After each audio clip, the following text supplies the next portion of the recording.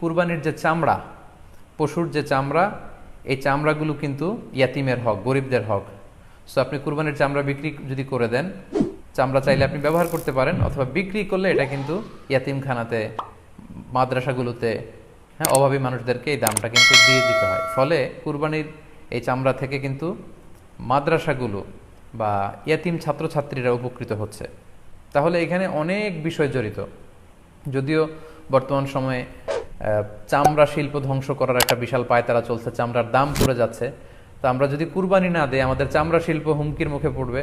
এবং এই যে হাজার হাজার মাদ্রাসা এবং এতিমখানা আছে যাদের একটা বড় ইনকামের বা আয়ের উৎস হচ্ছে কুরবানির সময় এই চামড়ার টাকা। সো মানে with all this discussion it seems that through sacrifice you can contribute more.